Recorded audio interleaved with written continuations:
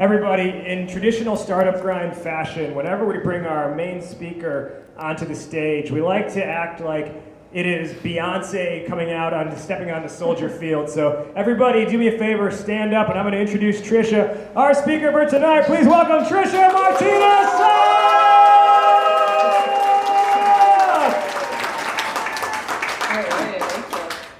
All right, beautiful.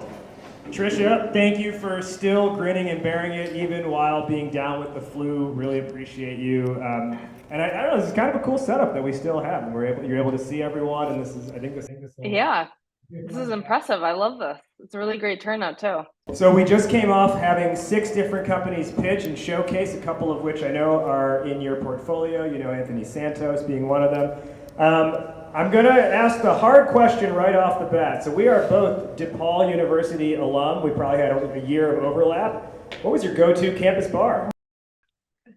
I have no memory. I honestly don't know. And that might sound bad, like I was partying. I really wasn't. I just was like, I feel like I was studying so much. I did undergrad and I went straight to grad school at University of Chicago. And like, I just feel like I was kind of lame. I didn't go out much.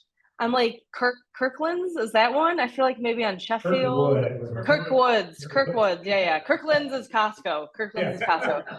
Kirkwoods. I think I lived over there and would hang out at that spot for a little bit. But yeah, I don't know. I don't have like a go-to. What was your go-to? Probably Kincaid's. Oh, I feel like I remember that, and I was like, that's not the place I wanted to hang out at. Well, I think your memoir can be titled "From Kirkwoods to Kirklands: The Story of Growing Up." All right, so you are the managing director at Techstars Chicago. You're doing a lot of investing in AI. You've got a pretty extensive history being involved in AI. I think you were doing AI before it was cool. And you're a past founder yourself. You founded 3 different companies. When I was looking through your history, these were companies that were founded like literally around the world. Can you talk about how you got that global experience and just let our audience know here, like just quick background on what these different companies were? And it was across like blockchain and a few other things too, some of the more I think advanced technologies, and they were literally founded in different parts of the world. How did that come about? Yeah, so long story short, I like to tell people that I'm just super passionate about far out ideas that can change the world. So I've always been attracted to novel things. I felt like if we're going to solve some of our greatest challenges, we need to do things differently. And so I saw technology as a way to open the floodgates and be that driver to one, solve problems, but then scale those solutions. So I, from a young age, was like, I want to solve problems. And I originally thought policy was the way to do that. So I studied economics and policy in undergrad and grad school and thought I was going to run for office, and had some time at the Illinois state legislature and was like, oh boy, this is not for me. Very slow, bureaucratic, lacking innovation. And I just felt like we could do so much more. And I was pretty disappointed in the people we were electing into office.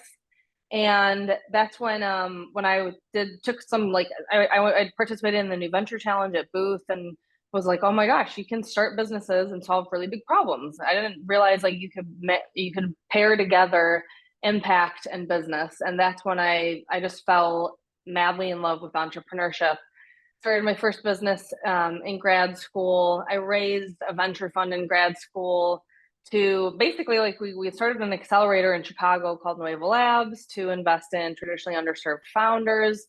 1871 was opening at the time. I was one of the first members, and I looked around and I was like, one, I'm definitely the only woman, but 100% the only Latina. And that really concerned me that we were creating this, boys only club. And I wanted to make sure that entrepreneurs who are operating and the non-traditional silos could get access to the resources they needed to be successful. So I ended up raising like $500,000 from mainly Latino angel investors across Illinois. And then I was like, I want to go build something myself. I don't necessarily want to run accelerators.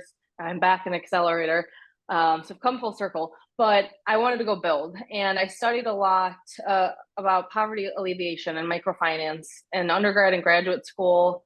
and wanted to invest my time in financial inclusion. My family's from Mexico, so I grew up going back and forth. And from a very young age, I always felt like, statistically speaking, what are the odds that I was born into a middle class family in America? The chances are just very low. I should have been born into poverty, into a third world country. And because I have this privilege, I want to use it to go help people that don't have that privilege. And so I ended up going to sub-Saharan Africa mainly because microfinance was very effective within those regions. Even though my family was in Mexico and Latin America, everyone's like, why didn't you go there? I just kind of felt like I wanted to go to the extreme, and poverty was most extreme in Africa. And so I ended up going to Uganda. I raised like $50,000 from angels in Chicago. And I told them, I was like, look, I want to go give this money away to people. I'm just going to give it to 100 farmers and let's just see what happens. And we, of course, lo and behold, it was very effective. So unconditional cash transfers, if any of you are familiar with the organization Give Directly, it's the most effective poverty alleviation intervention. Basically, a no strings attached cash grant. As a foreigner, I don't know how to invest in your life. You know better how to empower yourself. So I'm going to give you the money to do it. So we gave people a year's worth of income in northern Uganda. These were subsistence farmers, people living off of the land, and they invested in their children, their businesses, their homes. But the most difficult thing we dealt with wasn't giving them money. It was the actual process of physically moving money to them. No one wanted to use banking. No one wanted to use mobile money, which is, some of you might have heard of M-Pesa, telecommunications companies providing the ability to text money to people. And so the infrastructure was just non-existent. And that's when this opportunity arose. And I was like, we should be building something here. We should understand the disparities at a deeper level that exist within the financial sectors across sub-Saharan Africa and see how we can make a dent. And so I started engaging deeply with consumers on the ground. And I wouldn't even say like, people living in extreme poverty. These were emerging middle-class consumers that were college educated, living in the large cities, that were choosing not to use banks, that were saving money under their mattresses because they just didn't trust the systems and because it was so expensive. Everything is very cost prohibitive in these markets. So to go to the bank, they charge you. To check your balance, they charge you. To do any action comes with a fee. And so people are just disincentivized from using it. And that's when we said, like, let's create a new system. Let's work with the banks. We'll go acquire customers for them. We won't charge fees. They'll grow really fast at scale. This could be, a massive revenue generator, because later on you can provide loans and insurance products. And long story short, the banks that we worked with realized we were going to cannibalize their business. We worked for 3 years and couldn't get the product off into the market with a bank that we worked with across the continent. And then we ended up saying we have to go the blockchain route. There's no other option. So before people were doing ICOs, we did one, a small, I hate talking about it because I then became into this weird crypto world, which I was like, this is not the world I want to be in. But we felt like forced because we had a community of over 1 million consumers in Africa who signed up for our product. It was insane. And so we were desperate to get them something to help them. And so we ended up launching a product on blockchain. People could send payments cross-border instantly at no cost. We didn't charge them anything.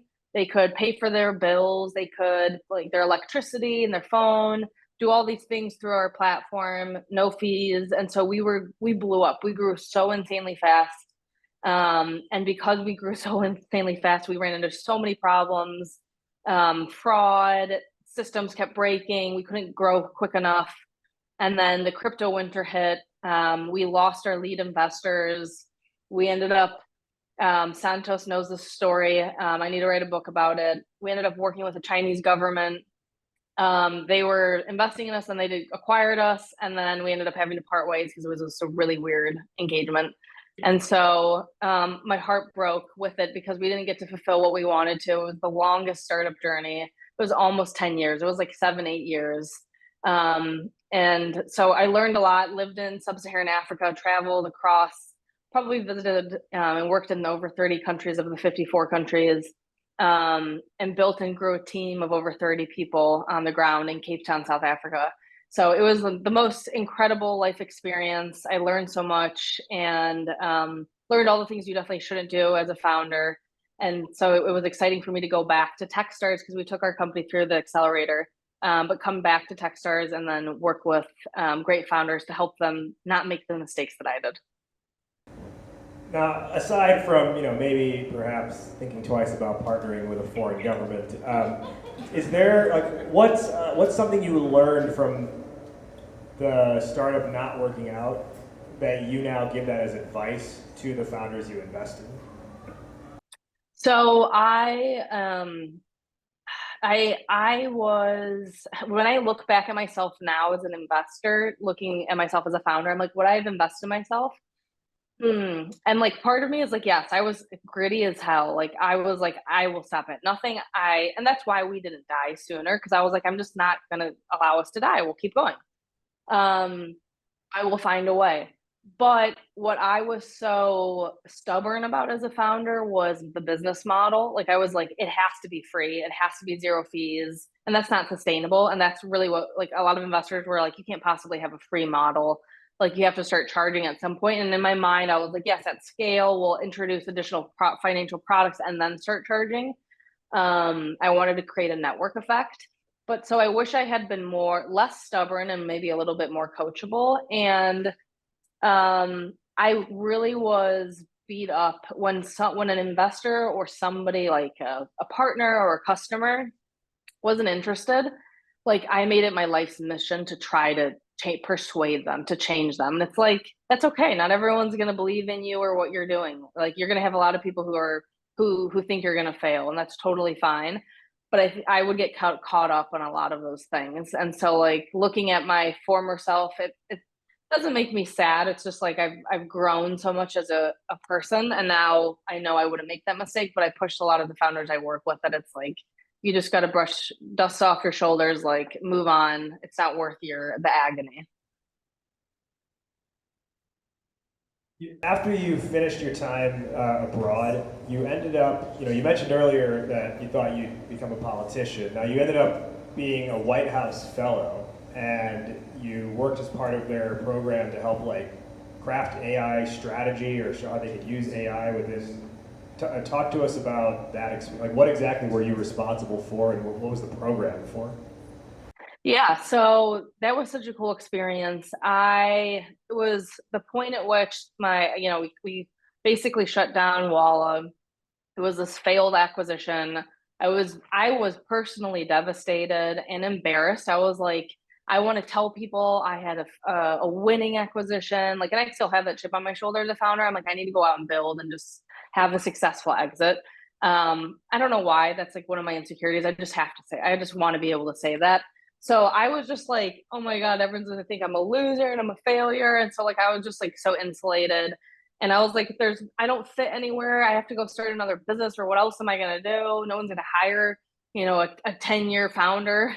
So I was like, what do I do next? And then, I was like, I have all these skills, like so much experience internationally, building things. I want to go give back to my country. So I thought being a fellow, and I wanted to understand, the deeper inner workings of the federal government. And I saw the opportunity around climate change. I wanted to position myself as a potential climate entrepreneur because, more and more for me, I'm like, the only thing that matters is solving big problems. Our biggest challenge right now is the climate battle. But I was like, I don't know the energy systems at all. I need to understand at an inner working. And so the fellowship was awesome. I got detailed to the Department of Energy, the AI and technology office. So DOE set up an AI office to develop and define a strategy around AI and climate for the nation. And so basically, how does AI impact our energy systems? How can we use it to address the climate battle? So a lot of research and strategy and trying to it was a lot of mobilization of the greater DOE ecosystem. So one of my strategies was I wanted to educate all the DOE workforce on what is AI? How do I think about this? How is it going to impact my role? How does it impact energy markets? And at the time, everyone's like, "Who cares? AI is stupid." And like, so it was a struggle just because it wasn't a cool thing at that point in time. But it was one of like the probably the one of the funnest jobs I had, and just being able, it was just another struggle to try to influence people on something novel, to get them prepared for what is to come, how it will impact them, but mainly like this is a tool that can be utilized to address some of our large challenges and create a lot of efficiency. And so as a federally funded agency, we should be looking at this because it's our taxpayer dollars and it's worth us investing in it. Which administration was this under? So I was under both. So I don't like talking about politics. I don't know who's in the office. I'll just say I'm insanely progressive. But I joined under Trump and was like, it's a bipartisan fellowship. So that was also a strange experience being at the Department of Energy during a Republican administration, because DOE didn't want to acknowledge climate change at the beginning, and then when Biden came in, it was like everything's climate change, we're switching gears. So like the whole experience was just very insane, just going from one president to another and seeing the turnover and the chaos and like what was happening. So more recently, President Biden issued that executive order around, I believe, like trying to create some standards for responsible AI development. What do you feel is like, does government play a role in AI? Should they be involved? And if so, what capacity? Yeah, 100% government plays a role. So, I mean, we can look at other sectors. I feel like government did step in around blockchain soon enough. And like we saw that ICO craze, and so many people lost so much money around the world. Like it's just terrible what has happened. There's been a lot of fraud. And so when the government doesn't step in, bad things can happen, because when you have new emerging technologies, there's always going to be a bad actor. That's now what's happening, right? Like I tell people, we had crypto bros and now they're turning to AI bros. And unfortunately, there are people who are just like, I'm on the bandwagon and I'm going to try to like get as much money and opportunity as I can. And so that's noise and you have to turn that off. But the difficult thing with government is they don't know. Like it's moving way too fast for them to keep up. And the White House or any administration, it doesn't matter, Republican or Democrat, like they can create committees, they can create like very well positioned corporate leaders to be part of these committees, but it's just not going to do enough fast enough. And so that's the concern is government wants to influence, but they just literally don't have the ability because it's moving too quickly. Too much government interference is a bad thing because then it deters innovation. And then a lot of AI startups are going to struggle and they won't be able to build, and so the idea of like a sandbox, things like that are really great. However, like this was one of the issues I dealt with at DOE, that like, bureaucratic individuals, federal employees have no idea what these technologies are. I would say 99.9% of people don't know what they are, and that's okay. They don't need to. But as AI is going to influence drastically society and every facet of our life, we need to have more people understand. And so I don't think the government is set up right now to support regulation or really understand the technology at a deeper level, which is the more concerning part. So let's continue on the theme of concerns. I think there's been a lot of growth. Obviously, we've seen there's been tons of growth in AI over the last year. It went from something that was like kind of out there to all of a sudden like a household word, and every company now is like, oh, we're using Gen AI in this way or that way. You recently posted a pretty interesting video series around the roadblocks and challenges to being able to effectively scale AI. And you kind of outlined like 4 key areas. One of those was energy consumption. Can you speak about that? Yeah, I mean, something that a lot of people don't think about, and this goes with many of what I would call like the industries of the future, novel technologies. So we have AI, quantum, advanced manufacturing, like any novel technology that requires a lot of data and processing. We don't think about what goes on behind the scenes, but like to make AI work, you just have to process absurd amounts of data. And imagine like now we're talking like AI and steroids. So like every company is going to be using AI and everyone's going to be building all these things. So that ends up requiring a lot of large data centers. And you know, I invested in a company that was building a novel liquid cooling technology for data centers because they can't cool fast enough. And we're just processing so much data, which is scary. And you know, the prediction is that like 1/4 of our world's energy consumption is going to be driven by data centers alone, which is terrifying. You know, that's the future, and we're not anywhere near that right now. But that's a big challenge that we're going to be up against. That like if we continue down this path of rapid, you know, data, AI and data usage, we're going to have to build energy solutions in order to support that system. The other roadblocks that you've talked about before are the data gap, the talent gap, and then AI having and bias. bias. Can you talk about those challenges and why they're challenges and what we can do about them? Yeah, so I mean, I would say probably like the biggest opportunity and drawback of AI is data. Like that's a gold. And a lot of companies, startups at least, forget that like in order to build AI models, you need tons and tons of data. You have to build the models and you have to train the models. And so it can be difficult, right? When they're proprietary data, there's not unlimited public data. And when there is public data available, oftentimes that data needs to be cleaned, right? Like you end up spending, I think there's a stat that I read that I made note of that like 80% of your time when you're launching an AI project is spent wrangling data and then labeling it. And so it's not a very efficient model, right? Like right now we don't have like an easy way to consume data and capture it. And a lot of data that does exist, right? Like Facebook or Meta, right? Like all these social media platforms, Netflix, like they all own their data. That's all proprietary. And so we're great. They have loads of data and get to use it, but nobody else can. And so if you're a startup trying to build in the space, finding data is going to be the hardest part.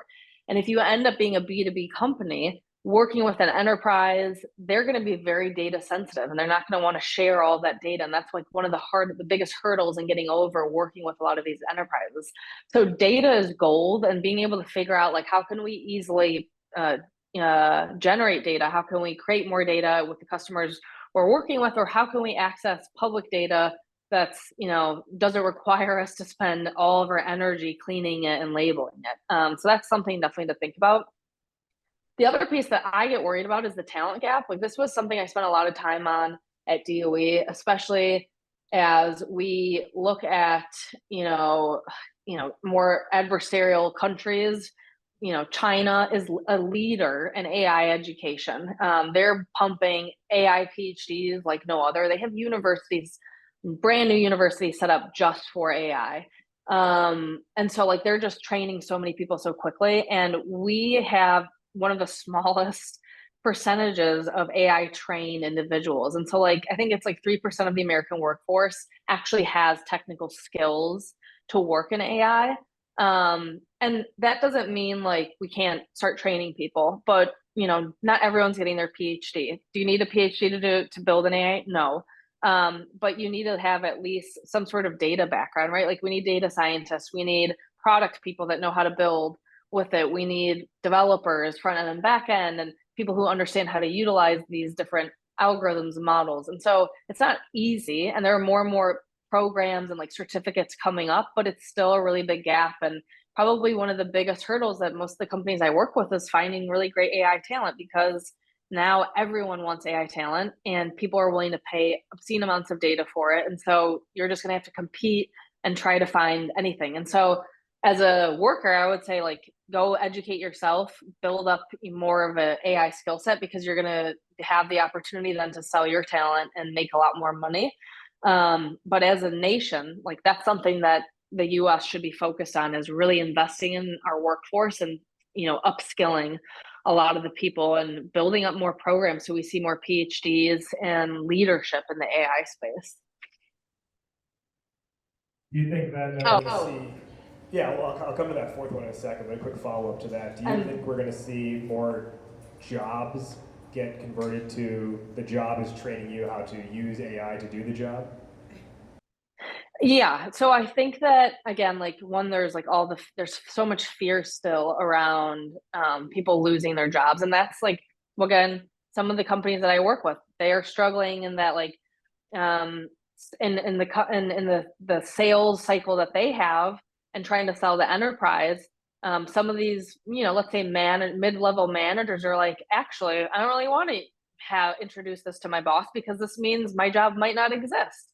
So a lot of people have fear and recognize that some of the work that they're doing are these mundane tasks, and that's also a problem. Like we don't need everyone to be doing these types of things. There's a lot of roles like legal and finance and accounting that like humans may not have to be doing that, and that's okay.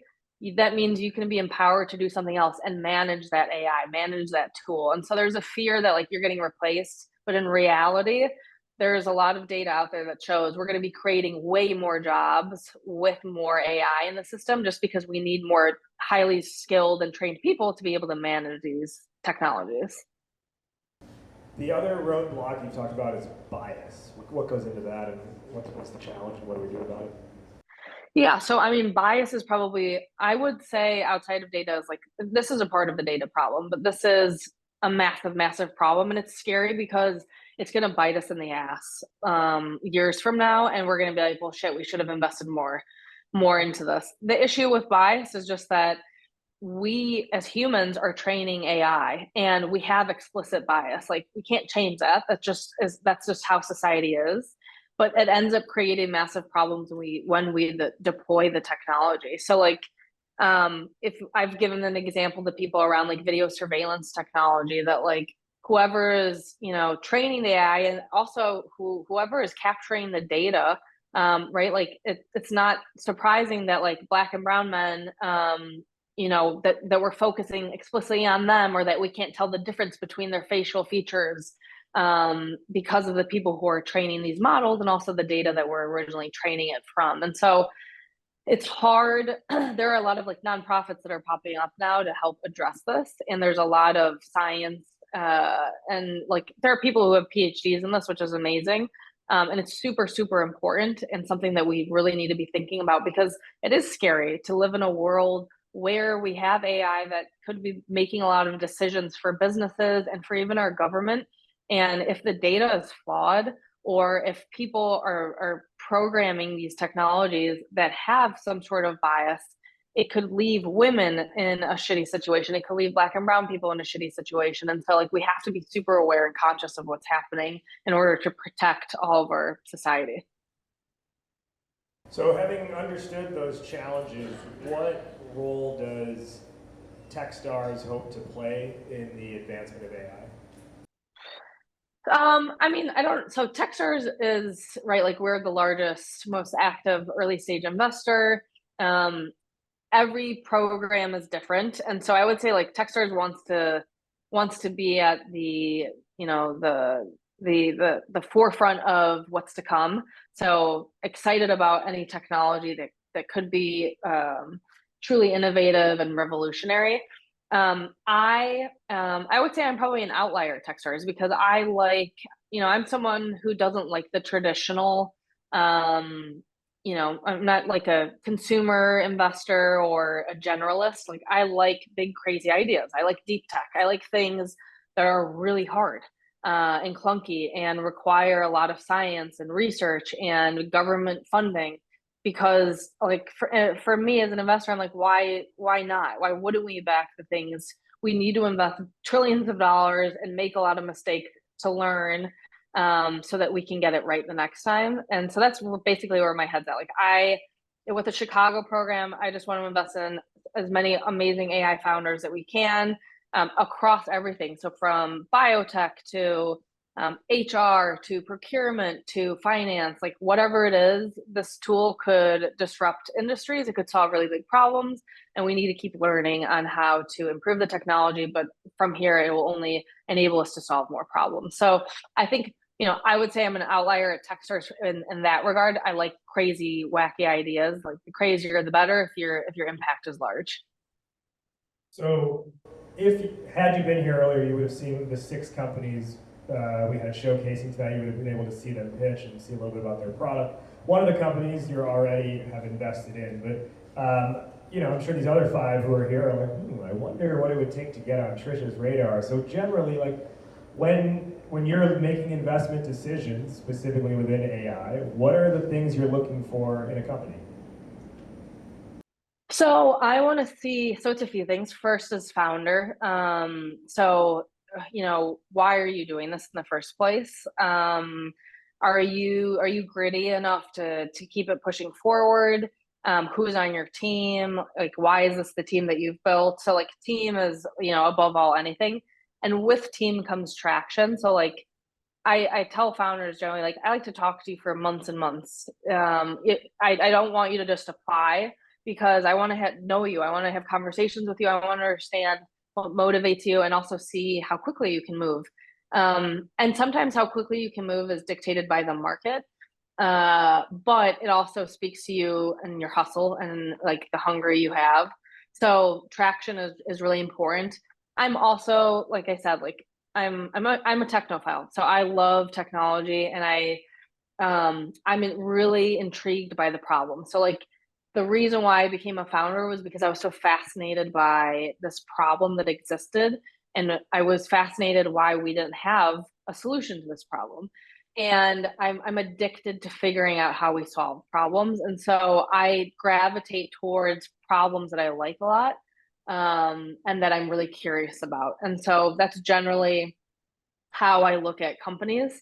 And then of course, market is something like, is there a significant market opportunity? Is this going to happen in the next year? Are we talking 10 years from now?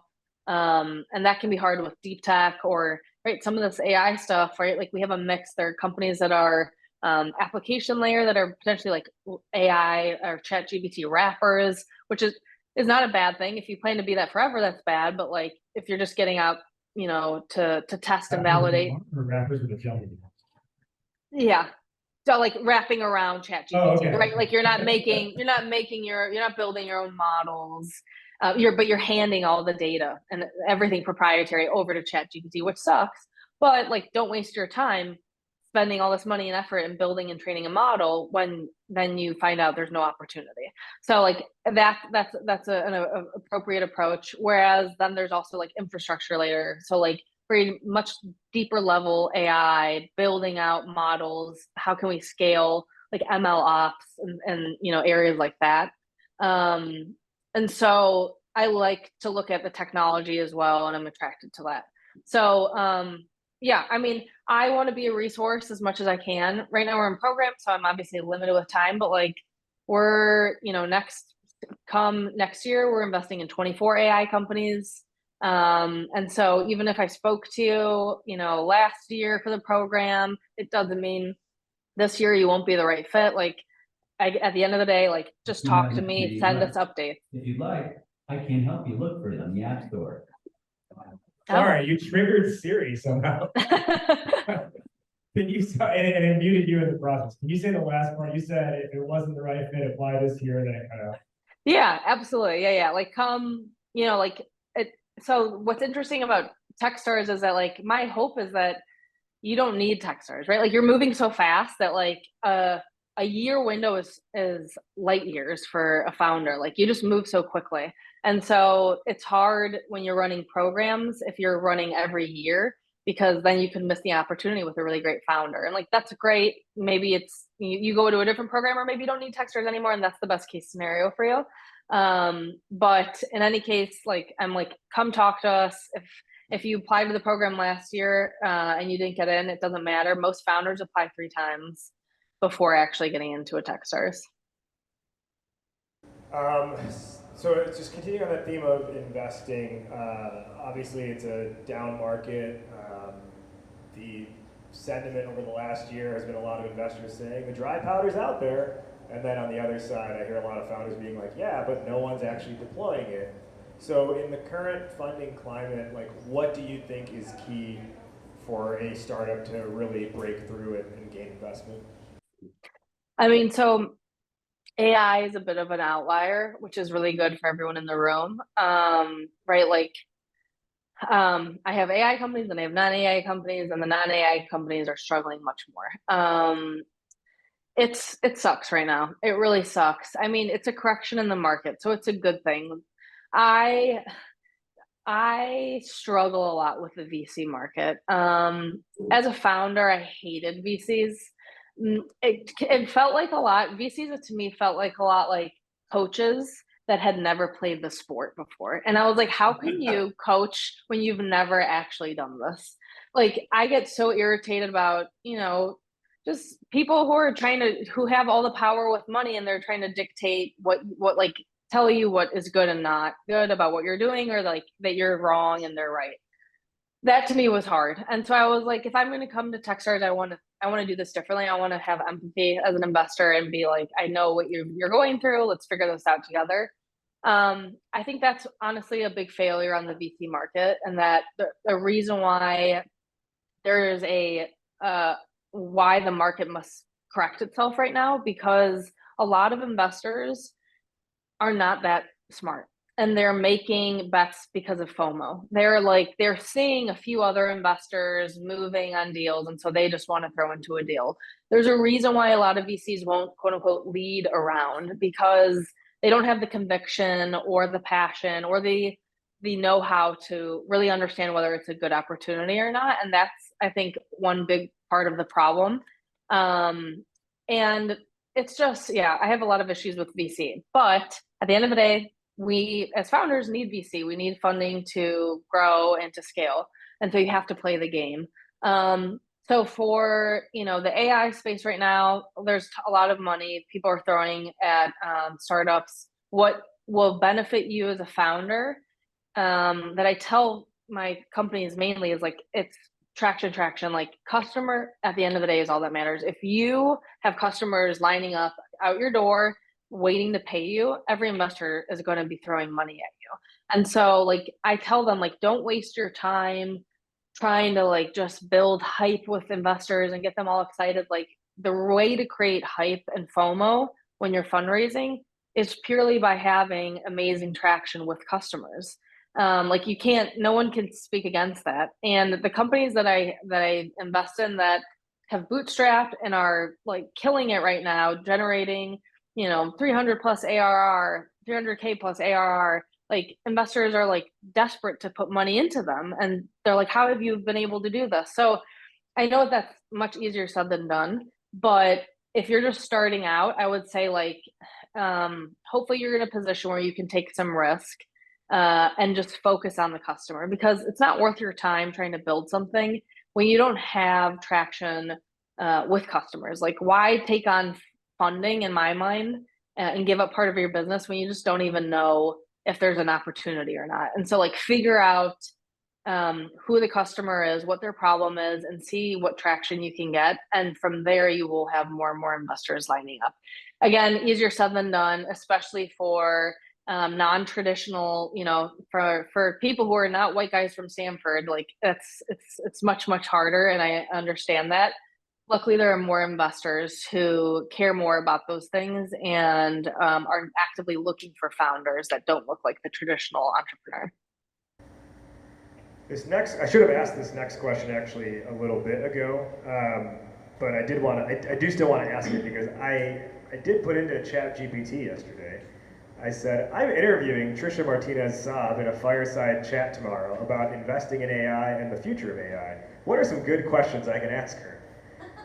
One of them that came back was, this is why I said I probably should have asked it a couple questions ago. As AI continues to advance, ethical considerations become increasingly important. How do you approach investing in AI startups with a focus on responsible and ethical innovation? So I think that's a really important question for investors, right? Like, we see this now happening shitty companies who, right, we'll see WeWork, Theranos, like why were investors not asking enough questions before? What's his face? Sam Bankman-Fried, is that whatever his, why, right? Like, I think Andreessen didn't ask any questions. They were just like they were like, yeah, of course, we'll throw a lot of money. And it's like, that is the problem. Because it's like this herd mentality, this FOMO, like, well, if everyone else is doing it, then I'm doing it. That's a big problem because as an investor, when you're investing in things, you need to ask the harder questions. And AI is opening up a can of worms. Like, I don't have any of these fears around like doomsday stuff or that like AI is going to take over or that it's going to become sentient anytime soon. Like, we're very far away from that. But there are like the ethical questions, and that's more of around like bias and like we're building technologies that could impact other things. So like, the work I was doing at DOE, and I did a lot of work with DoD too, and they're using AI, and right, like I have companies that work with DOE for drones technology, for warfare technology. You have to decide what you're comfortable with, like, but at the end of the day, also, like, as an investor, you should ask the tough questions, because the companies that you're putting money in are potentially could be influencing society and how consumers and other businesses interact with that technology. So I don't think we know what questions to ask yet, right? Like, most of the companies don't really understand, but that's also the problem, is like before we're able to ask questions, it then becomes massive. And, I can guarantee stuff with like Theranos and some of these other companies. I mean, they were asking questions, and she was just a sociopath, and so she was really good at not answering. But like, those are things to consider as well. Like, that when ethics come into play as a society and as people with the checks, we have to ask questions, even though it might make some people uncomfortable. I've got one more question, and then I'll open it up to the audience here if they've got anything for a couple of minutes. This question is, complete the sentence. By the end of 2024, AI will blank. Oh, that's a hard one. So I think by the end of 2024, I don't think we'll have much movement with AI, to be honest. Like, I think that, like, that's a year from now, right? We're in 2023 right now. I think things are moving fast, but I think we're at this point where we're largely just going to see a lot of content, media, consumer related things. For me, like the bigger opportunities around climate and health, like super impactful AI, it won't come for, like, we won't see drastic changes influencing society probably for at least 5+ years.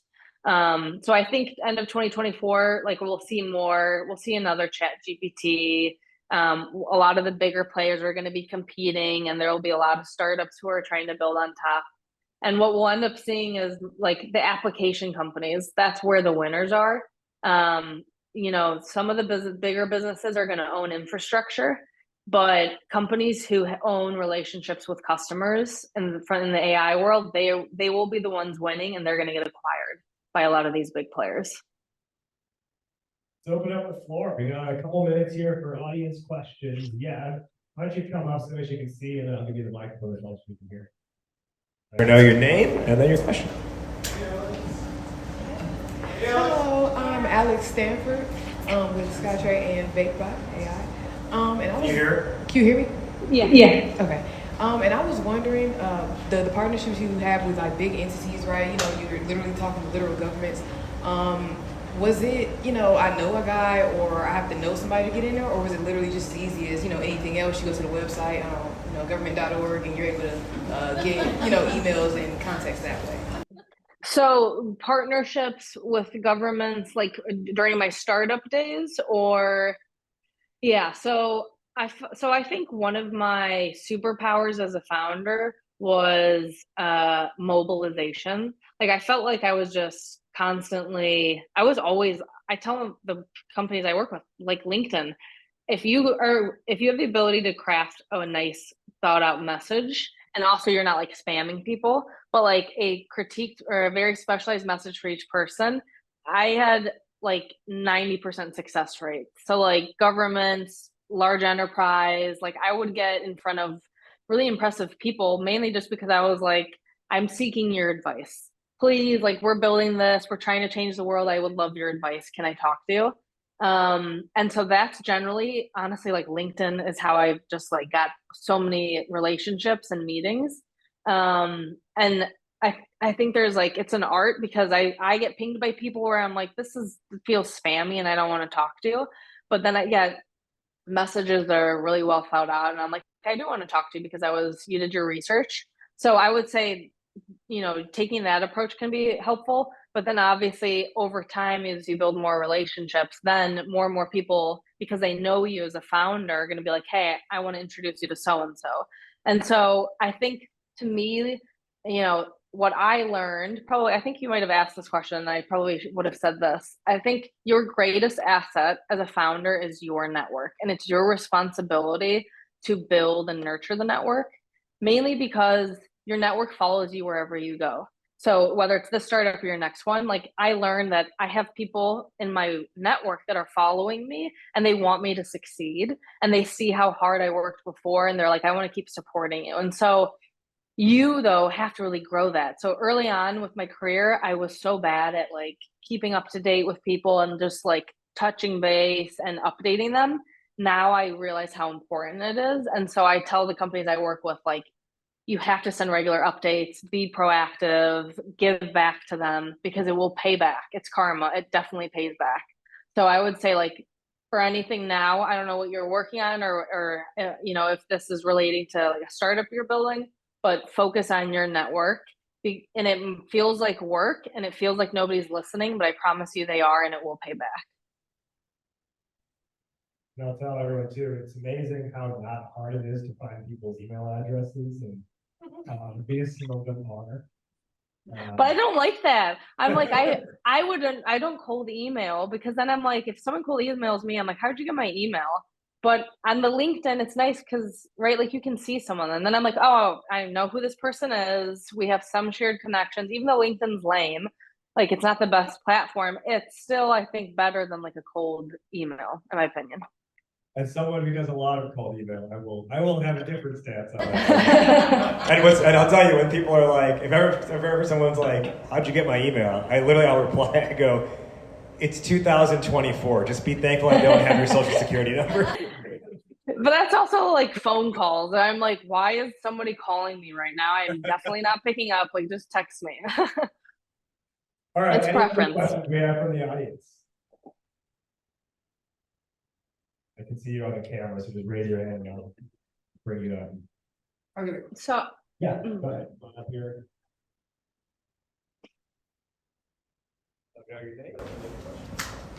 Hi, my name is Roger. Nice to meet you, Tricia. I think it was about a month ago, there was a lot of conversations within the news about slowing down on AI and having, whether it was agreements between companies or agreements between countries in terms of putting the brakes on AI until we really got our arms around it. And obviously there was a lot of fear talk in the media at that time. On the other hand, my thought is that not everyone is going to sign that agreement. And whether it's a country or a company, there will be companies and countries that don't sign that will be advancing past us. And then we'll be like, oh, shoot, why did we slow down? But I see both sides. I see we've got to be careful with, this very strong power that's starting to emerge. And on the other hand, we don't want to be left in the dust. So I was just interested in your thoughts. Oh, first of all, who the heck could even slow it down, right? Like it's uncontrollable, and right, like it's a community of developers who are building, founders, developers, people who are so passionate and are just going to keep building because of the opportunity. So, I mean, was this a government? Like, who said let's slow it down? Like government? I've seen it for both. I've seen it both for CEOs of. So that's okay. I've also seen like governments coming together and saying we need to slow this down. So one, it's like grassroots. You can't stop the people from wanting to do something. I will say, like, I've said this before. I call bullshit on the big companies who are like, "Oh, let's slow it down. We need to regulate." That's because they were trying to build a moat. They don't want other startups to build and be successful and take away from their bottom line. So, like, that to me is the frustrating part. Is like you have big players, the Googles and Microsofts and Amazons that are building in this space, and they want us to slow down. But that's in large part because they are trying to capture more market share. And yeah. So I'm like, I don't believe that. And I don't know. I mean, some might actually believe. There are some people who are like very scared of like the doomsday stuff.